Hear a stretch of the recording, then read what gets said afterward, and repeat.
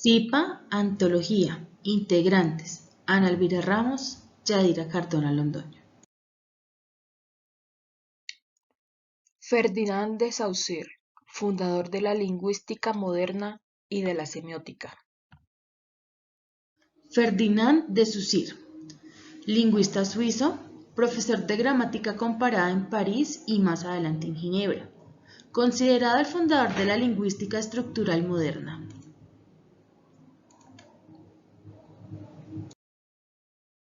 Nació en Ginebra, Suiza, en el año de 1857.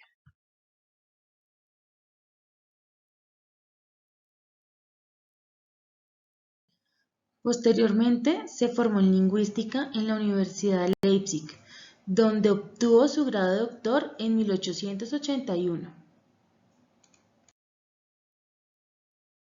Falleció en Bochum, Alemania, en el año de 1913.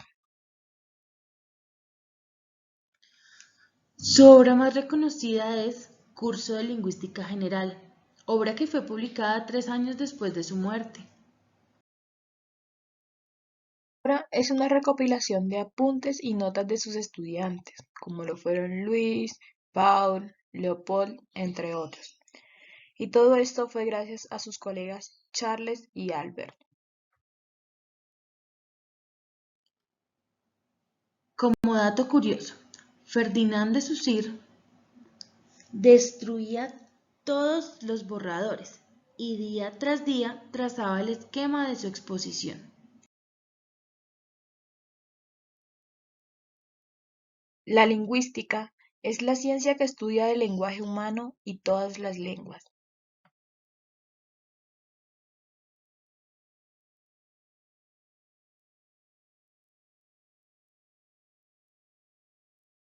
En esta primera fase aparece la gramática, la cual es la parte de la lingüística que estudia la estructura de las palabras y sus accidentes, así como la manera en que se combina para formar oraciones.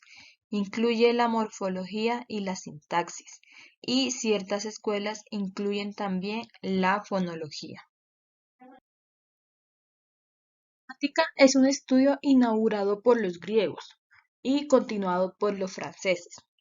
Está fundado en la lógica y carece de toda visión científica y desinteresada sobre la lengua misma. Únicamente apunta a dar reglas para distinguir las formas correctas de las incorrectas.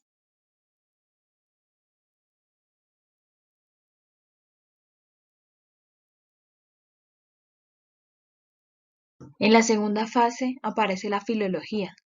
Es una ciencia que estudia los textos escritos y en ellos la estructura y la evolución de una lengua y su desarrollo histórico y literario, así como la literatura y la cultura del pueblo o grupos de pueblos que los han producido.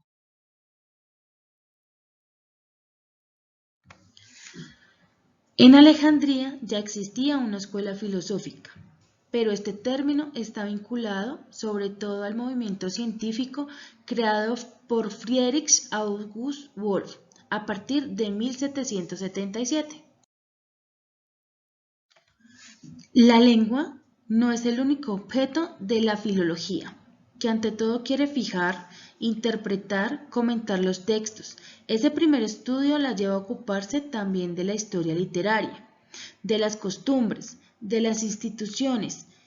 En todas partes usa un método que le es propicio, el cual es la crítica. La crítica filosófica falla en un punto. Se pega demasiado a la lengua escrita y olvida la lengua viva. Además, absorbe casi por entero es la antigüedad griega y la latina.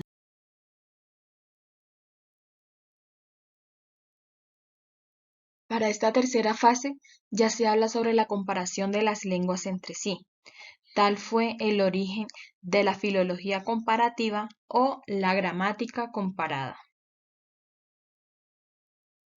La filología comparativa o la gramática comparada aparece en los aportes de Franz Bopp, quien estudia las relaciones que hunden el sánscrito con el germánico, el griego, el latín.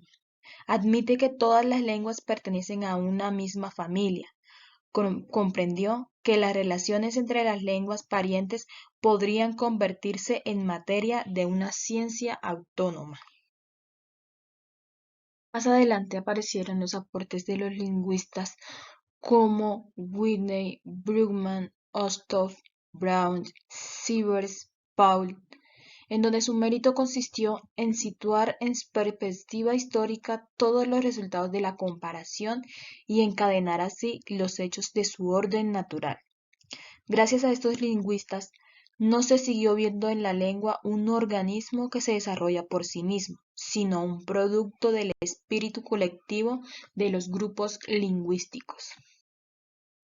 Sin embargo, por grandes que sean los aportes de esos autores, hoy en día los problemas fundamentales de la lingüística esperan una solución.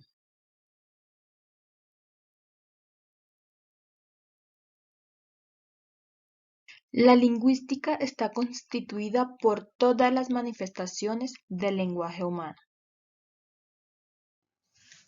La materia de la lingüística está constituida en primer lugar por todas las manifestaciones del lenguaje humano, ya se trate de pueblos salvajes o naciones civilizadas, de épocas arcaicas, clásicas o en decadencia, teniendo en cuenta para cada periodo no solo el lenguaje correcto y bien hablar, sino todas las formas de expresión.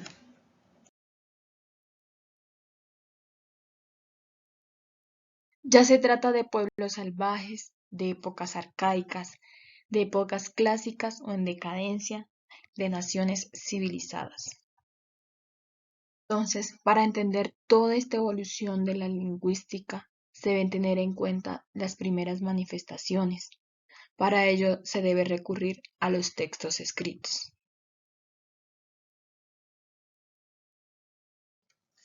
Hacer la descripción y la historia de todas las lenguas que pueda alcanzar, lo que equivale a hacer la historia de las familias de lenguas y reconstruir en la medida de lo posible las lenguas madres de cada familia. Buscar las fuerzas que entran en juego de manera permanente y universal en todas las lenguas y deducir las leyes generales a las que pueda reducir todos los fenómenos particulares de la historia. Delimitarse y definirse ella misma.